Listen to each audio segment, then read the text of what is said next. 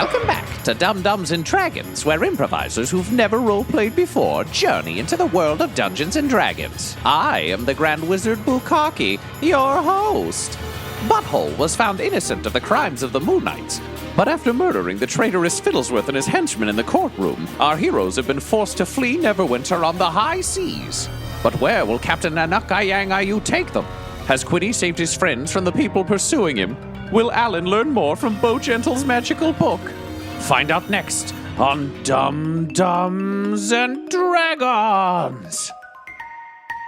You've successfully managed to escape the horrible circumstances you found yourself in Neverwinter. You've left with more questions than answers, but you've managed to get Butthole out of his legal trouble for now. And you've taken to sea on the ship piloted by Anakayangayu, the good ship Serendipity, which not Peter Baelish managed to get you safely aboard. So for Quinny and for Alan, I think this is probably your first time at sea. And this is definitely my first time seeing the sea at all. Cool. Right? So how was that for you? I just imagine myself like over like the front of the ship, just like leaning over, just this gleeful smile. Are you king of the world? You feel like you're flying, Jack? Yeah. Yeah, I am. Yeah. Awesome. I hold Goblin Jr. over my head, and we look out at the ocean, and I look up at him, and I say, one day, all of this can be yours. Now, Butthole, that's just not true.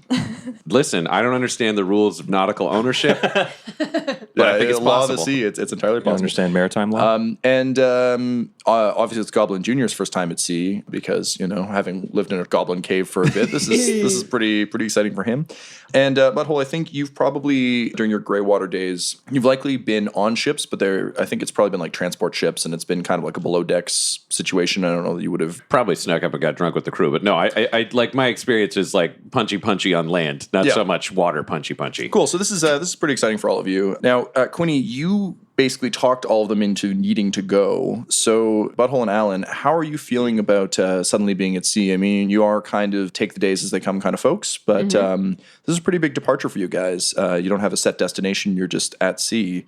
Would you be asking Quinny anything about that, or are you guys just cool? Or Quinny, would you be telling them anything? How? I'm going to say you've been at sea for about 3 days now. I'd want to avoid this conversation. I don't want to talk about it. I think I've probably built myself a hammock. I like to imagine myself spending time just reading through Bowgentle, the wizard's book, from cover to cover That's a good in call. as much detail as I can. So you managed to find some perhaps next level spells in there that you've learned. And I think, Alan, it's less like reading a book and more like an experience for you. It's very strange. The words are constantly shifting. At times you feel like you're not reading languages even. Your brain isn't quite processing it, but all you know is it makes you feel fucking great. And you suspect there's tremendous power in this kind of bond you're forming with a legendary wizard's spellbook.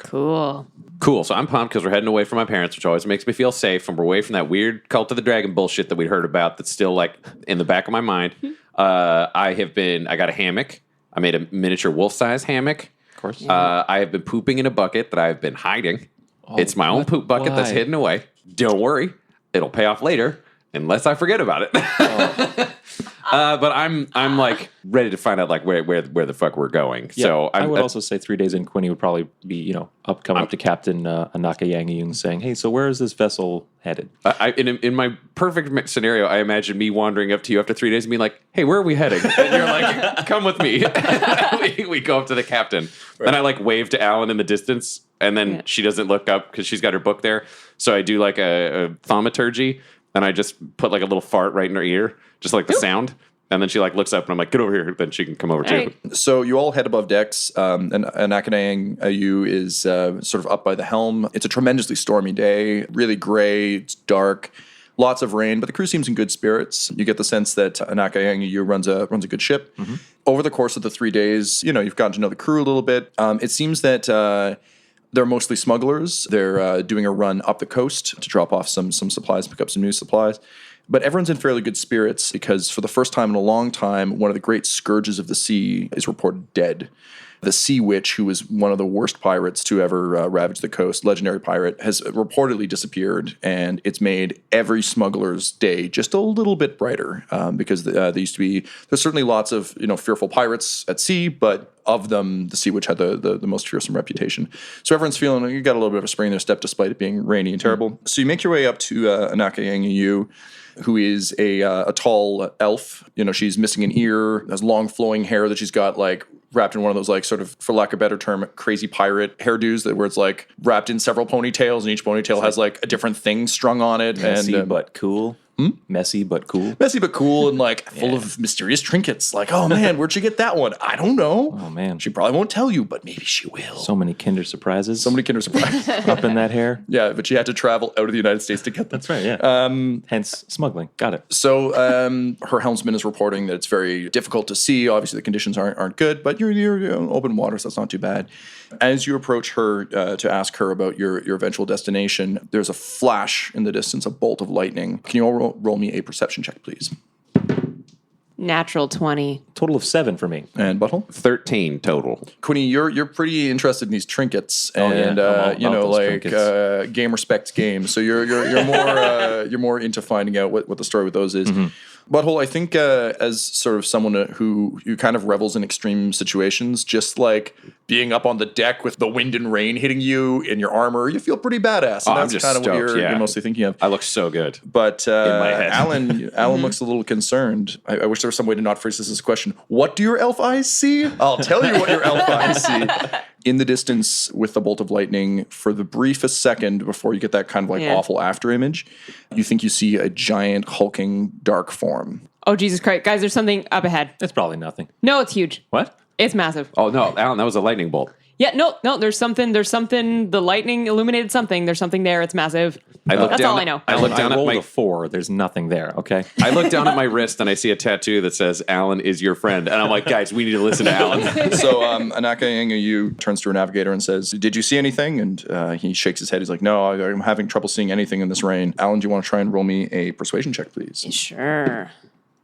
Natural That's your second 20 nat 20 again. in a row. These are the first What the rolls hell? of the goddamn game. Everyone on the ship is the most convinced. Everyone in Neverwinter's like, "Oh man, I bet Alan's right," wherever she is. What do you say? All right, everyone. I know we're a little bit new here, but you know what?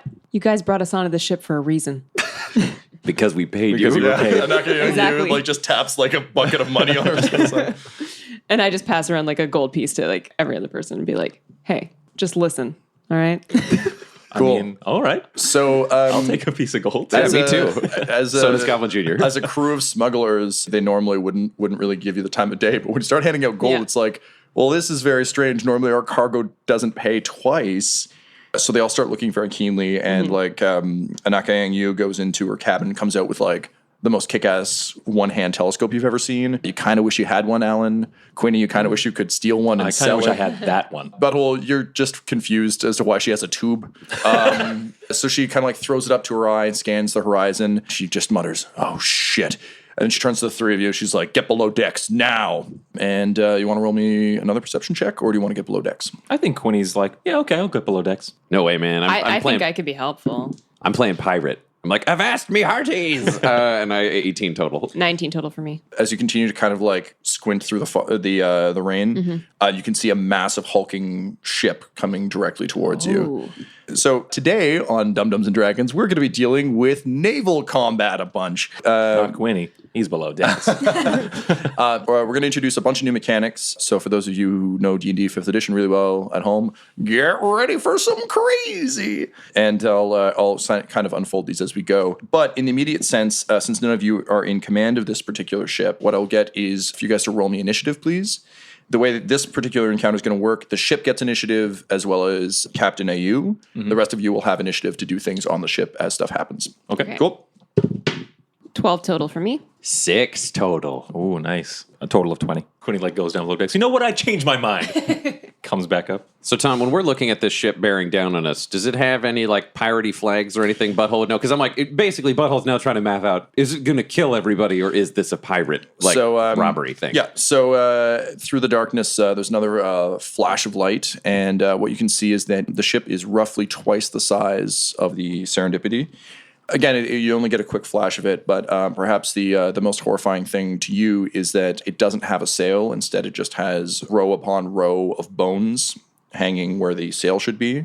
Yikes. Listen, I don't know a lot about ships, but that sounds like it's not efficient. It's moving pretty quickly. Sounds magical as hell, is what it sounds like. And No, you can- Butthole just thinks they've literally strung bones and is trying to figure out how it works. all right, so And I am going to take this opportunity to. I've got my glass staff. I'm going to cast Mage Armor on myself. seems wise. So the incoming ship opens up with its forward cannon. It hits, and it does 24 points of damage to the ship. You watch the helmsman and a chunk of the space you're standing on, Butthole and Alan, gets blasted off the ship. Can you roll me dexterity saves, please? Even me under deck? No, you're good under deck. All you hear above you is like an explosion and splintering wood. Suddenly, like, rain is hitting you and splinters. Shit. It's very unpleasant. Jesus. 6 total. 18 total for me. Butthole, you're going to take Ryan's got his eraser over his HP 6 already. points of damage. Alan, you're good. You managed to dodge to the Yay. side. So top of the round, Quinny. Are there portholes down here that I can look out? Or is this, Sure, yeah, I'd give you a portal look up. I want to see how far away this ship is currently, if it's firing at us. The ship is closing. It looks like it's set at ramming speed. I'll climb back up to the top of the deck and ask Captain Ayung, what do we do? The captain looks shocked and disoriented. So Oh, come on, Cap. can you roll me however you want to try and like get her attention, what you're trying to get from her? I'm going to hop up on a barrel and grab her by the shoulders and just kind of give her that shake and that firm grip of like, hey, we need you here. You're the captain. When is she the captain? She, thank you for setting up this. You're the captain now. Yes! As you have always been. Great, But so- now more than ever, are you the captain? So roll me a, let's do an intimidation because you're like trying to shake her out of it. You're the captain or else. 14. Okay, so she kind of snaps back out of it, and she kind of looks to you, looks to the ship. She's like, they'll be upon us soon. You must hide. I go back down below the deck. Alan, you're up. So the ship is bearing down on you. You've got mage armor. You've just seen a big chunk of the ship get blown off. Am I able to see anyone like at the shit? What's it called? At the Helm. at the helm of the of the other Roll me a ship? perception check. Okay. 13 total. You can't see anyone specific at the helm. There's sort of too much chaos, but you can see a large circular shape that seems to be floating by the helm. Floating by the helm. Okay, how far away is it? It's about 20 feet now. It's closing quickly. I'm going to use benign transportation Okay. to transport onto the deck of the other ship. Okay. At the helm. So I can. Bold choice. Because Let's do that's it. something that I have now. And as soon as I get there, I'm going to try to reef the wheel away to turn away from our ship. Okay. I transport. Jesus Christ. Okay, so Alan, you summoning all your heroic, courageous might, you teleport onto the biggest ship you've ever thought of. You're standing by the helm. Next to you is a giant creature covered in eye stalks, the huge mouth of razor sharp teeth. It looks a little bit like Carl, Carl? but like much bigger and much scarier. And it's got a giant spiked eye patch over its big central eye, but you recognize it as a beholder. And at the helm is a really stout looking dwarf whose hands are manacled to the wheel. Oh, damn. Shit. Standing next to him is an 8 foot tall half dragon man with only one arm who says, "The fuck?" So that was your action. You've got a bonus and a move. Come back. Oh my goodness. I might be a little bit out of my depth in this one. That doesn't sound like a bonus or a move to me. I know. I mean, it sounds like there's only 3 people running the ship. This is the most You're Alan standing right thing to beside do, us. which is teleport into the middle of the enemy, then realize what you've done and go, I need to math out the best way out of this. Okay, no, realizing that, I think what I would do is I would leap to the wheel and try to spin it. Wow. I don't think we have a lot of time. You don't. Okay, so Alan, you leap desperately at the wheel. The Dragonborn's going to take an attack of opportunity. Okay. As you do so, he will hit. You leap at the wheel, and as you do so, he grabs you and just like fucking smacks you off the wheel. Oh. So you're going to take 14 points of damage, Okay. but you are on the wheel, so you're basically going to have to do an opposed check against the dwarf who's desperately pulling. This is fucking amazing. What am I rolling? Unfortunately, it's a strength check. Fuck. Good luck. Just to remind everyone, my strength is -1. Oh, twins. Another 20! This is amazing! You sort of grab the wheel, you stare down the dwarf, and that's when you see the manacles, and he kind of like winks to you and just takes his hands off the wheel.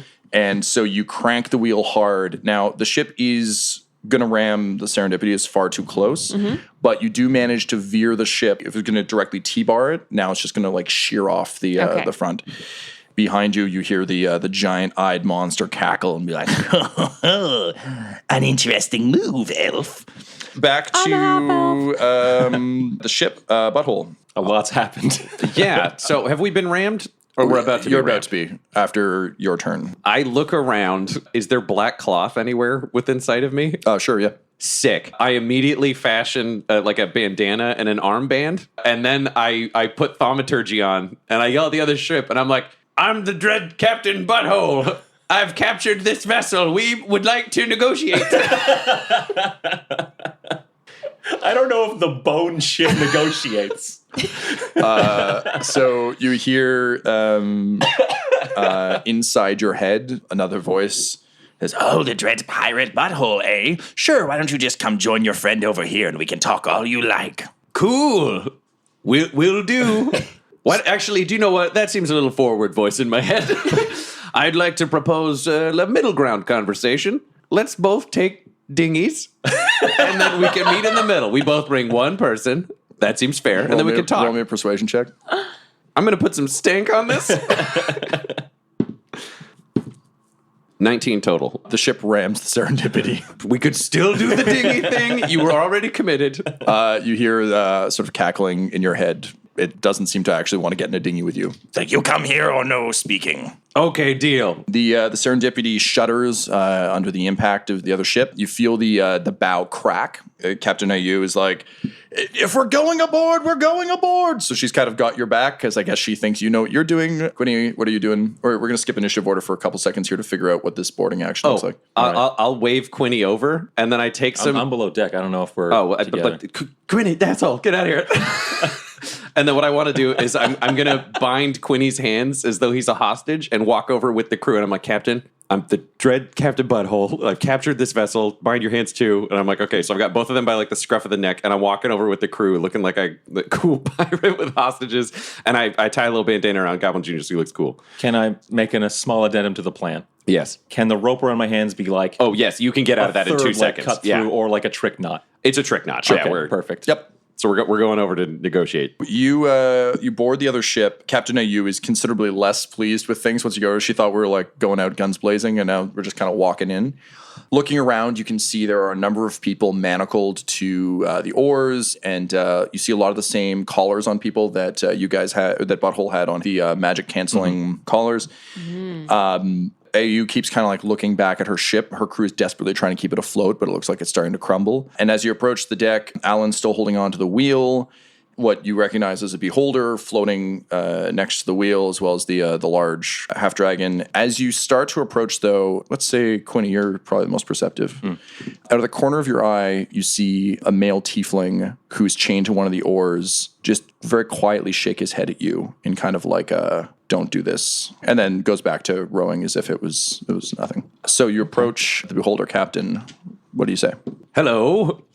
I am new friend. the dread pirate Butthole. I was captain of this vessel that is currently sinking.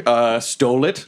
Right here, I got Captain Nukayang Ayu, and I got Sneaky McTiddles, the greatest thief in all of Neverwinter. We kidnapped him. He's wanted. I mean, if you think I'm not a badass, just escaped Neverwinter myself. Those guys are dickheads. Basically, I don't know what you want, but this seems to be going poorly for this boat. seem to have good skills. Join my crew, and I'll let you live. Okay, but the elf is with us. We thought we could avoid this confrontation up front, so the offer would have to be for the elf, me, and honestly, Sneaky McTiddles might be useful. Sneaky McTiddles sounds fine. I must say, though, I have very little use for smugglers. And one of the eyes lights up, and a beam shoots out of it at the captain. And she manages to like kind of reach forward. As she does so, you see her arms start to turn to stone. And she's like, "Help me, please." I slip out of my knots and draw my short sword. Oh, he is useful. I think, and Quinny's like, primitive like math of how this would work. Like, if the thing that shot the stone beam dies, maybe this person won't turn to stone anymore. And I lunge at Captain Beholder. Roll me some new initiative. Butthole, are you staying in your diplomatic stance, or are you joining the fray? Fucking hell. We didn't get dealt a very good hand here. No, and we're not playing it well either. So I mean, it's been a real up and down. I'm gonna be like, stop, Sneaky McTiddles, and I'm just gonna, as I lunge after Quinny, I just shove the captain out of the ray of the beam as though I'm letting her go. Okay. I'm going after Sneaky. She falls like it's almost like an infection now that she's been hit by it. Like the beam isn't constant, so now that she's been hit, like her arms keeps going, but yeah, she kind of manages to like scrabble off to the side. All right, let's do it. Okay. I rolled a 22. I rolled a 3. I really was not equipped for how badly this went, how fast. Okay, Alan. 4. Quinny, you're up first, which makes sense. I'm going to run right up to the Beholder. Okay. I'm going to hold my sword out and say, free Captain Ayun. The Beholder just laughs maniacally, and you hear the crew laughing, and just lots of laughter from all around. All right. Hope you got more eye patches, and I go in for a stab. All right, roll your attack. Oh, that's a natural 1. I'll use my luck to roll that again. So that's a total of 18 to hit. You'll hit. Okay. So that's 10 damage. 10 damage. Okay, great. And then I will, I'll use cunning action. I'm going to hide. See if I can hide. You cannot. I cannot? Okay. Then I'm just going to disengage so I'm not right up against. As you do so, it kind of laughs and says, "Oh, a hit? Good for you." And one of its eyes flashes, and I need you to please make me a Constitution save. Total of 20. As you kind of like step back, its eye flashes, and just your whole body feels sick, tired, exhausted. You're lucky you saved, but you're still going to take 22 points of damage. 22 points. Which brings us to the Dragonborn, who kind of looks around and says, "I can't fucking believe this. Seems like it's time to burninate." And he pulls a giant sword out with his one giant, meaty, beefy arm, and he says, "Behold the majesty of Trogdor!" Oh my god. That's why he has one arm. And he, but it's like a beefy It's arm. a beefy arm, Yeah. sure. Of course it is. So Gonna be so great. so great, like a wingerling dragon. So he's going to swing at Alan because Alan's right there. All right, I'm going to... She's on my crew, dickhead. Sneaky McTiddles is the problem. Wait, are you still in diplomatic? Yeah, I was after Tiddles. I'm playing pirate mode. Hang on, let's see. Is he buying that? He's not buying that. So he's going to swing at Alan. I'll kill you, you dick. I'm going to cast shield, so I temporarily have 19 AC. So he misses with his first strike. Yes. And then he swings back. This is the first time you've seen a two-handed weapon wielded by one hand, and it's gently unpleasant. Fuck. He'll hit you with his second one, and he deals you 14 points of damage. Ooh, nasty. With his bonus action, he turns from Alan down to Butthole and says, "Dread pirate, Butthole, doesn't sound real to me." And he lets loose a giant blast of flame from his mouth. Okay. Roll a dexterity save. Just 5 total. Oh, rough. Okay. I'm a giant fat guy in plate mail. This is not going to go well in the Dodge verse. No, Yeah, that's fair. It's entirely fair. So you're going to take... Well, he rolled that die a lot of times. take 25 points, please, of burnination. Which brings us to the Beholder. The Beholder kind of sees all this going on and says, "You'll have to excuse my first mate, Trogdor. I really hope this doesn't interfere with our negotiations." And then turns to attack you, Quinny. So the way Beholders work is they get random stuff based on what they roll. Oh, okay. So 3 of his eyes light up. I need you to please roll me a Constitution save, a Strength save, and a Dexterity save. All right. Constitution first. Yep. That's an 11. Strength is next. Yep. That's a 3. And what was the last one? Dex? Dex. 23. I don't think it matters. Yeah, your body gets hit by a bunch of stuff all at once. The good news is you feel like you could have been slowed, but you weren't slowed. Hey, so all that's right. okay. The bad news is dead. you're going to take 36 points of damage and get blasted off the side of the ship.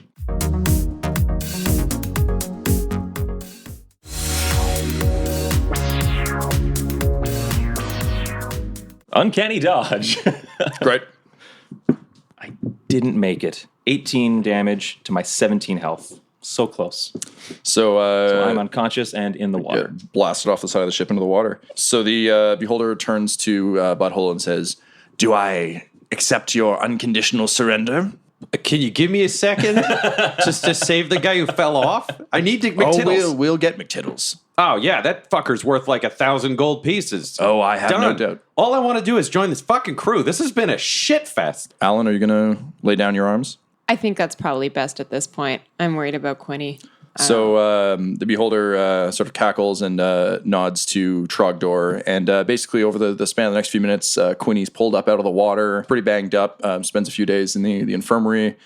To your chagrin, you discover that joining the crew means being enslaved to the crew. So you find yourself pressed into the service of the dread captain Khazrad the Blind, who is the beholder who runs the ship, which you come to know as the Deathwind. So you're all pressed into service with the anti-magic callers. You find yourselves assigned to different jobs that the captain thinks you'd be best at. Quinny, you end up as a lookout, so you're working with the lookout crew as navigator. This is going to give you, as you develop skills over time, I'm going to give you a permanent +1 to perception, and to navigation, which is a new skill that we'll be using for, you can use it at sea, but also in terms of like suddenly you can navigate by the stars, you can kind of find that sort of stuff, so it'll be helpful on land as well. Thank you. Butthole, would you have revealed that you're a cleric, or would you have just continued to play the I'd play fighter all the way through. Seeing your great size, the captain kind of looks around and notices the tiefling who Quinny you noticed earlier, and kind of like looks at the size of the tiefling and looks at the size of you and is like, yeah, this works. So you find yourself kind of chained to the same oar as the tiefling, who you come to know as Bartholomew Kent, who will introduce himself momentarily. Alan, because of your knowledge of herbal medicines, you find yourself in the infirmary, sort of working with people, but unlike when Butthole heals people, you're noticing people use spells that you can recognize here because they aren't drawing them from faith, they're drawing them from magic, which is something you understand. So there's a wizard on board the ship named Blink, who you've seen a few times. She wears sort of a burlap robe, and inside you can see she's got a shaved head, she's got bright blue eyes, and she's got a series of exotic piercings in her nose. Do I recognize like where she may be from, what school of magic she may have studied? No. You would assume that she's a hedge mage, so someone who has kind of picked up magic along the way or has studied it in a sense. She doesn't look like she's from a school of magic so much as someone who just controls it. Blink is responsible for maintaining all the enchantments on the ship. All of you are a bit surprised to find that the ship still goes where Khazrak wants it to go, despite the fact that the sail is made of bones. You also find yourselves under a silence spell most of the day. This is something that Blink maintains. You don't see her very often because she's usually meditating on keeping the spell going. And Alan, for you, it's particularly strange that someone's casting silence on a boat full of people. That seems like a very high-level ability for one person. Right. And what that means is that you've all been separated for most of your time on the ship, but occasionally you find ways to come back together. Do I have an anti-magic collar because they don't know I'm magic? Everyone on the ship has an anti-magic collar. Other question I really don't want to ask, but should. Goblin Junior? So when the Serendipity went down, the crew of the Deathwind, a lot of the Corsairs that are in Khazrak's employ, so they're not wearing the anti-magic collars because they're crew. They're crew. Yeah.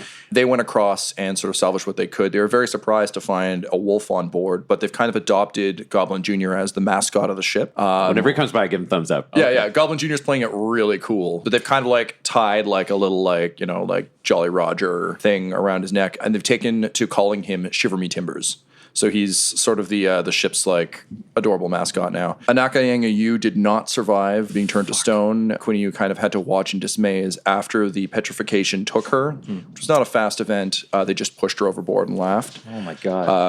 Khazrak is Who did that? Who specifically did that? Trogdor. Trogdor? Yeah. Cool. Good to know. Khazrak is, you can tell, a feared pirate. Obviously, the Deathwind is a very, like, a mighty vessel, but you can tell he doesn't really want any competition. He wants to be the lead pirate. He's a huge braggart, partially because he's missing his main beholder eye. It seems to be a real big point of contention for him.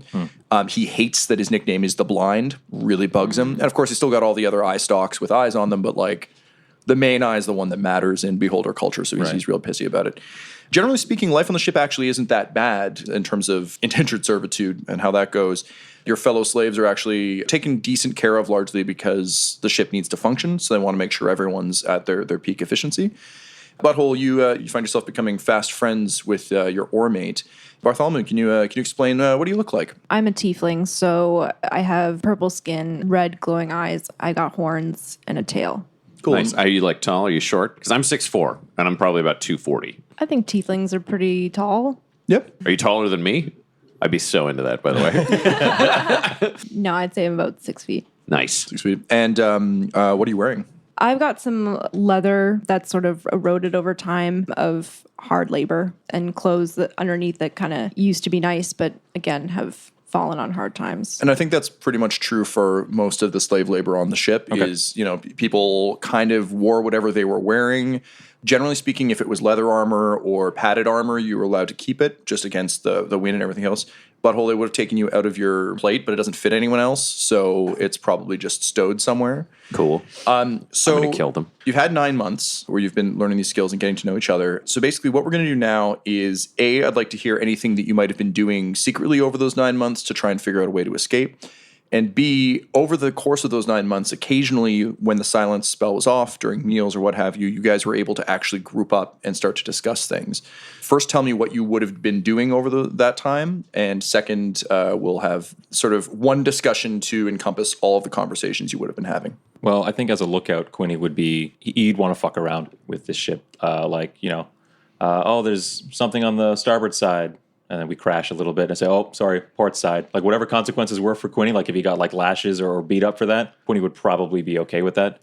But I think after 9 months, he's probably set into a routine of like, okay, this is my job now, while still working on an escape plan. Okay. Based on how temporary you assumed this was going to be, I think that fuckery lasted for a bit. None of you expected to be on the ship for nearly that long. But again, given the nature of the setup, it was kind of hard. So, Quinny, what I'm going to say is because of the numerous sort of whippings and beatings you took, I'm going to lower your maximum HP by 1. Cool. But I'm going to give you a permanent +1 to con. Okay. Because you're a halfling. You've never been good at taking a beating, but over the course of these many things, the hardships have made you stronger. Mm-hmm. Can I add one more thing of just of course. knowing that Trogdor pushed the petrified Captain Anakayangayung and that Kazrad? Yes, thank you. Kazrad was the one who petrified her. From up in my perch, I would probably spend a fair bit of time kind of like obsessing about like what their daily routine looks like. Kazrad seems to float around a lot and kind of comment on things. Okay. Seems to be his main thing. Certainly the ship has carried out several raids.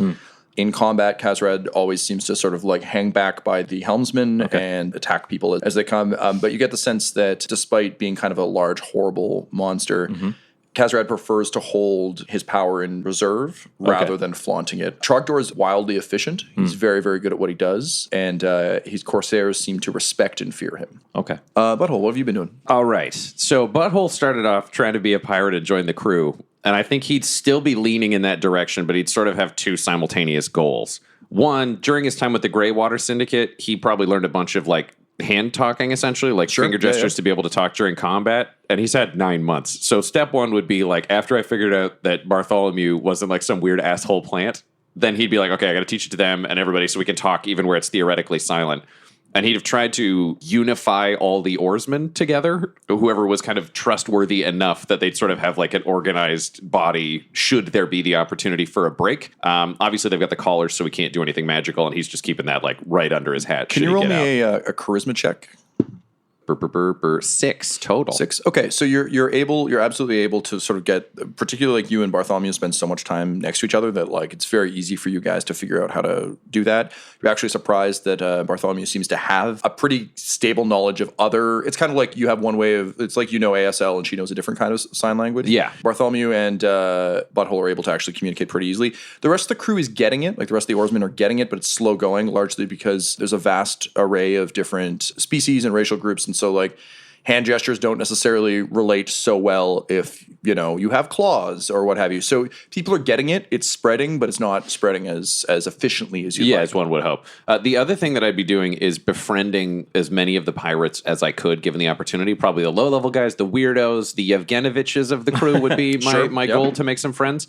I'm avoiding preaching Moonhammer because I don't really want anybody to look into whether or not I'm magical. But one idea that I think I would have pitched after clearing it with the rest of the oarsmen, but I would have pitched like an oarsman fight club where they could like make us fight each other, and then because I want to establish that I'm big and bad and it'd be more useful on the crew than with the oarsmen. But through the hand signals and some of the dinners and stuff, basically the plan would be we make it a good show, but I'm always going to win, and I never really hurt anybody. Like, it's dancy enough that we're trying to build me into a low-level crew guy, or at least get me unshackled should a fight go bad. Yeah. Okay, cool. Can you roll me I'd say charisma's probably, or persuasion if you want. 15 total. You managed to set that up. Interestingly, one of the bigger proponents for it is Trogdor. Despite the sort of cruel nature of anyone who works one of these crews, it seems like martial combat is something he's very into, and the idea of honorable fights one-on-one, and where it's the strength of literally one's arm against someone else. He backs that. So yeah, he actually he's the one who brings it to Kazrad and kind of gets it cleared. So yeah, I think I safely say that that's up and running.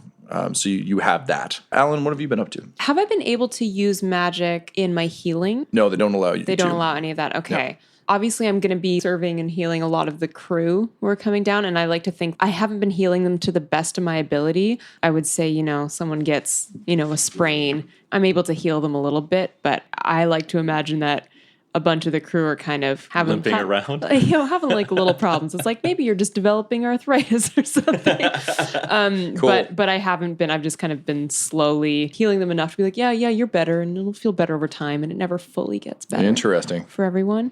And also, can I figure out when Blink is casting the silence spell? Yes, because you can no longer talk. Right. enough, Okay. yeah, Okay. And so What I'd suggest is what's probably happening is almost like, in like prison escape movies where they like count down things that you kind of figured out the ebb and flow of what the casting is. So essentially it went from like, oh no, I just can't talk anymore to like 3, 2, 1. That's when it would start. Now, Bartholomew, you've been on the ship for a particularly long time. Yes. What sort of things do you think you would have been looking for in your time? Because originally you were, of course, imprisoned alone. Mm-hmm. So what sort of stuff would you have been most interested in? I would be most interested in the dynamics of the leadership, I think. Captain, the first mate, and the mage, and how they run the ship. So can you roll me a perception check, please? 19 total. You've noticed some particularly odd things about the way the ship seems to work. It seems that Kazrad and Trogdor are almost equals. It's not the usual captain-first mate dynamic. And you've actually seen Kazrad second-guess himself in odd ways that seem very out of place for a captain of his reputation and renown, usually about locations. So you've seen him kind of be like, oh, we said east, west, we said west, which you found particularly strange. Also, I think having learned our hand gestures, I've definitely told my entire life story to Bartholomew. It's essentially 9 months where the conversation couldn't be escaped. So I told everything, ever. I don't know what Bartholomew told me back. That's up to Bartholomew, but best friend ever. Ryan, do you want to give us the super fast catch up for Alex on what Butthole's life story is? Oh, yeah. So Butthole grew up. He's the son of Archibald Tingler, a high priest of the god of war. His mother is Lady Antebellum, a ruthless noble who runs her own small nation state. And basically, between the two of them, they sort of believed in the power of like war, money, and brutality. So they raised Butthole to be an incredibly dangerous paladin, was the hope of like the god of war. And then he also had a younger brother, Reginald Antebellum, who they sort of like favored. So they were going to try to get Butthole killed because they realized he was like the wayward son. And then he basically ran away and joined a mercenary company. And then he discovered / invented his own god, Moonhammer, the goddess of joy, strength, and flatulence, because the last one is made up of the first two, which is like a healing god. And then he has Goblin Jr. He's met these guys. His mom and dad are still around, but he's sort of escaped them. The thing, I don't even know if I said this in the previous monologue, but his dad has the ability that Butthole has to do whatever his dad tells him at any time, which is super scary. He loves Goblin Jr. He loves his friends. They've had the adventures that have been heard on this show. It's been a rough ride. And Bartholomew, would you have told Butthole all the stuff about you, or are you playing it close to the chest for now? Playing it a little close to the chest. Bartholomew, even without the spell of silence, isn't the most talkative person. I like that. But everything that Butthole tells him sounds like a lot of nonsense, honestly. He's not too concerned with gods and things. He likes the sea. He likes to be free, and he just wants out. Imagine those 9 months of you rowing as he's explaining this to you with hand gestures only. All the solo rowing you'd be doing. I know. While he's just hand shaping to you his and I'm life just like, story. can you fucking Just shut up? row. Just do your job. but I can't hear him. Yeah, I because love it's the silent. idea. Yeah, because of he's busy rowing, so he can't tell you that. All I see from like the corner of my eye, because I have to look forward or people get mad, I just see emphatic nodding, not knowing that it's like, fuck you. Shut up. So something, a skill I'm going to give you from your hardships of listening to Butthole Bartholomew is, so tieflings have prehensile tails. And I'm going to say that, you kind of use yours to like grab things occasionally. You never really cared about it. But over the course of all of the times that Butthole's been like signing things to you and you've just been like, shut up, your tail has kind of learned how to sign. So you've been like swearing with your tail while rowing. So a skill I'm going to give you is basically, we're going to call it extra hand. What it means is in future, you're going to be able to use your tail for simple tasks. Okay. You need to pick something up, tail can do it. You maybe want to sneak fire a gun, tail can do it. And it's been born of your frustration of listening to Butthole for 9 months. That's what's been born after 9 months. I am completely unaware of the frustration. I think we are the best of friends, and I just think Bartholomew's like the strong silent type. I really respect him for that. This is awesome. Great. Love it. So with all that in mind, what kind of escape plan do you think all of you would have been working on over time? Well, I think it's important to get these collars off. That's for Yeah, sure. Do we know anything? What do we know about these collars? Obviously, you had time to examine them. Yeah, they're controlled by a half magic, half mechanical key. So basically, it's so that a mage can't just magic it open and a rogue couldn't just pick it. So it seems to you that you would need the key to do this. Trogdor keeps it on him at all times. Okay. I should give you some geography as well. So think, for the purposes of what we're talking about, kind of think of this as the Caribbean during the height of piracy. You know that there's a central island called Crabclaw Isle that's sort of the Tortuga of this particular part of Faerun. So that's where, the main pirate village is. That's where piratey affairs are dealt with. That's where ships often dock. You've seen it from a distance, but you've never been up close because obviously you're stuck on the ship at all times. But you've certainly seen members of the crew go on shore leave there. You've seen other ships dock there. It seems to be it's neutral ground for pirates. It's the one place that pirates can all just kind of go and hang out. Crabclaw Isle is kind of directly in the center of where everything is. It's the central point you keep coming back to. To the northeast, there is a place called the Countless Isles. Generally, ships avoid that because there are a bunch of small islands. Think like sort of the Thousand Islands. But if it was More than that, like you couldn't count? Like countless amounts. Got it. Almost. To the southeast, there is an area known as the Drifts. The Drifts are a place of great superstition. Think sort of Bermuda Triangle-y, in that there's always very heavy mist and a lot of ships go missing while passing through it. Just generally somewhere people avoid if they can. Okay. To the southwest is an area called God's Fingers. These are essentially underwater mountains that have managed to spike up and through. So they're a very treacherous area. Ships try and give it a wide berth because any amount of bad weather could throw ships into it. And it's basically like a spike pit in the ocean. Okay. And to the northwest, there's an area called the Sunless Sea. This was the result of a failed magical event quite some time ago. And essentially it's an area of sort of darkness and confusion. There's essentially a veil of darkness you can see beyond it. You can see stars in the night. Doesn't matter what time of the day it is. It's just it's almost like it's another dimension. Again, generally something that people try and avoid if they can. Okay. Here'd be my pitch. I'm sitting beside Bartholomew, and I'm like, you know what I'm talking about, buddy? That's the sound he makes when he's happy. Okay. So I feel like I've known Bartholomew for years. Just look, we lock eyes. I'm like, yes, you know. So we got Quinny up top, watching everything that happens on the ship. When we go to Crabclaw Isle, we let crew members off. Does Trogdor goes in? Does Crackfat go in? Never leaves the ship. You've seen Kazrad leave once or twice. He's gone ashore when there's been sort of a council meeting of like, if there's a parlay between a bunch of different pirate groups, he'll go for that. But otherwise, he stays on board. Oh, I'd say, okay, we're going to wait for that next parlay because that's sick. Because it sounds like we're not really equipped with a bunch of. I'm just a naked man strapped to an oar who's good at punching. Whenever they go into the Crabclaw Isle, we get the most crew members off. So that's our time. And if we can pick a parlay where there's no beholder, that's like check mark. Okay, so Quinny's around, and we got Goblin Jr. to sort of back that up. Whereas we got Bartholomew, who knows all the crew. He's got that sweet tail trick. Oh, man, reminds me of Ranger. Hey, give me some paper. I'm going to sketch the shit out of you, Bartholomew. You know what I'm talking about, buddy. And then I put a hand up for a high five.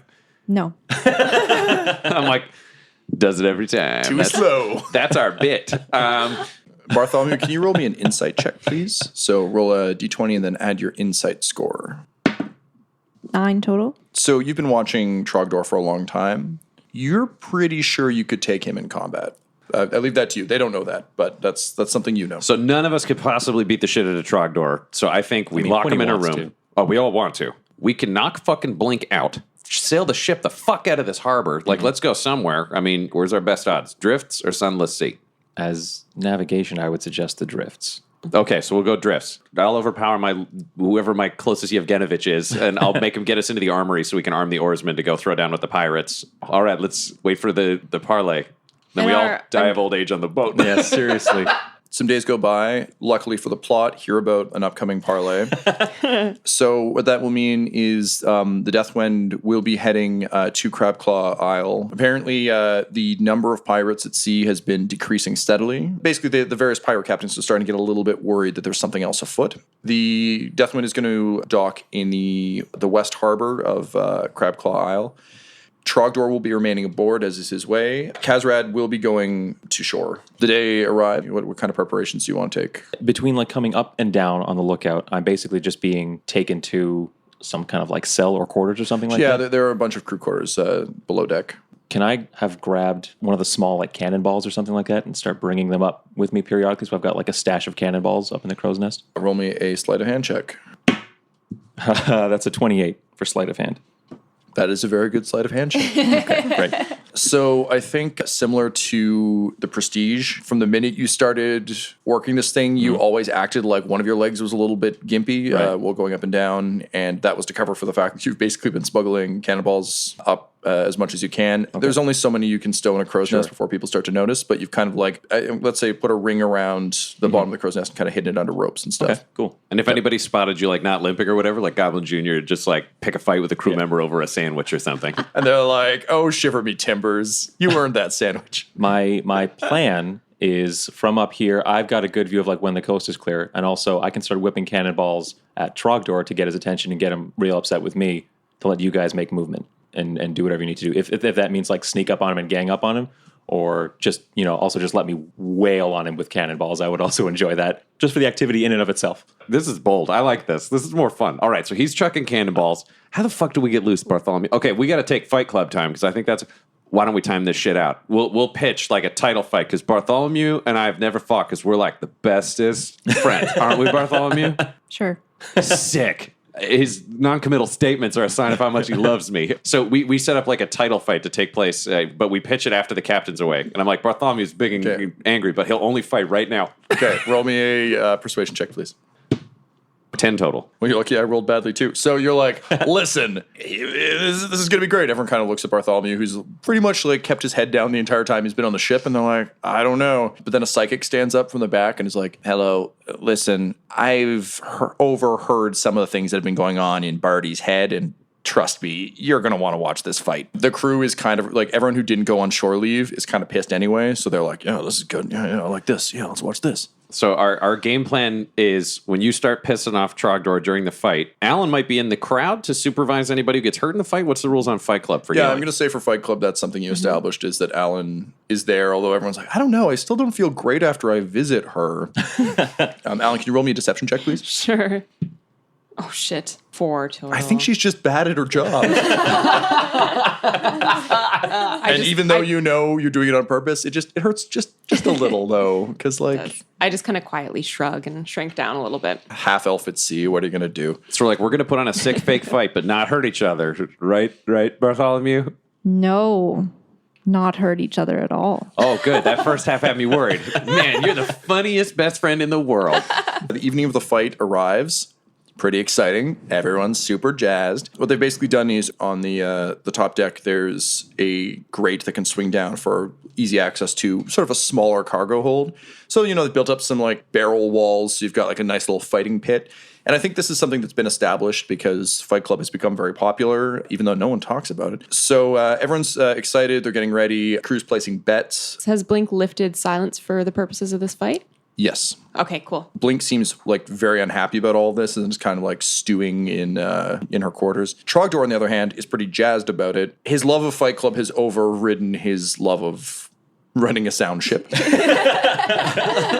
So you can see there are soldiers armed with cutlasses sort of patrolling the rim of the arena in case anyone tries to jump in or in case you guys try and jump out. Trogdor kind of waves his one arm and he calls for silence. We've got a good fight for everyone tonight. We have the big one, the dread pirate butthole. And everyone laughs because they all remember like 9 months ago. It was like, oh yeah, right, and his teleporting friend. And they say, and our good old pal Barty, quiet Barty, the demon. And everyone like applauds. And you didn't give yourself this name. It's just like a Spider-Man thing where they're naming you. Oh, yeah. No, I would never call myself Barty. Yeah.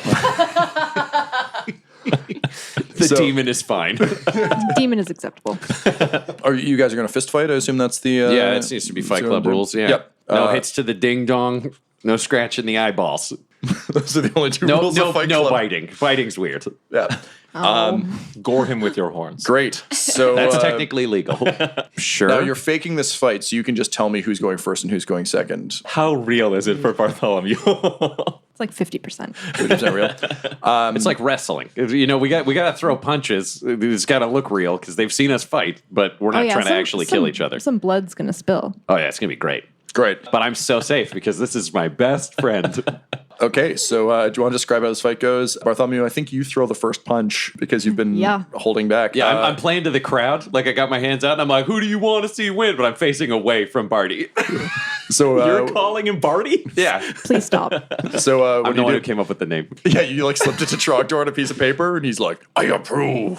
Butthole is kind of like playing to the crowd. He's doing his thing. What do you do? I'm going to take my tail and I'm going to turn around and punch him in the face. Like I've been wanting to do for the past 9 months. Amazing. So, Butthole, I'm going to say, like, you know, you're doing your thing, and you turn just in time to see, like, a bald tail clock you across the jaw. And your beard is, like, much more majestically untamed now because you've been a slave for 9 months. As it should be. And I think you've got a bit of stubble, and you don't like it on your head. Well, yeah, this is the life I lead, you know? Thank God there's no mirrors. I just don't like touching it. Like I reach up just to like rub my dome every once in a while. It just doesn't pay off at all. And I just yell like, son of a bitch. And then I look up at him and I like wipe some blood out of the corner of my mouth. And I'm like, touche, motherfucker. And then I go in and we do like I hold my hands up like WWE style. And we like interlace fingers for like a sweet wrestling thing. And we do that thing where they like shift shoulders and you're just sort of like hugging and slapping. But then I managed to get a grip on Bartholomew. And we practice this in our bunks. And I do like a sweet suplex where I flip him over my back and hit him on the floor. And then I get up and I'm like, what? And I start grandstanding again. Bartholomew, can you roll me an acrobatics check, please? 25 total? Amazing. You suplex Bartholomew down, you stand up and you're like, what? But as the most acrobatic luchadors will do, when Bartholomew hit the ground, he wrapped his tail around one of your feet. So as you go to step away, he just yanks your foot out from under you and is suddenly standing where you were, and you're suddenly face down. And that's good. You know. Listen, I respect the shit out of my best friend. Yeah. It's a hell of a gift. He has. From up top, you hear someone yell, "This fight sucks. We want blood." And one of the soldiers throws a sword down into the pit. This episode of Dum Dums and Dragons features the voices of Ryan LaPlante at the Ryan LaPlante on Twitter, Tyler Hewitt at Tyler_Hewitt on Twitter, Laura Hamstra at EL Hamstring on Twitter, our special guest, and our DM Tom McGee at McGeeTD on Twitter. This episode's sound was edited and mixed by Laura Hamstra, and Dum Dums and Dragons artwork is by Del Borovic, who can be found at delborovic.com. Our theme songs are And Now for That Massive Coronary and Skipping Through the Orchestra Pit Part 1 by Peter Gresser, and our ad music is No Control and Chiefs by Jazzar, JAHZZAR, all available at freemusicarchive.org. When it comes to Dum Dums and Dice, you can visit our website at dumdumdice.com. Our Twitter and Instagram are at dumdumdice, and on Facebook at facebook.com/dumdumdice. But most importantly, we've got merchandise at redbubble.com/people/dumdumdice, or you can join our Patreon at patreon.com/dumdumdice. That's DUMBDUMBDICE. And tune in next week for more Dum Dums and Dragons.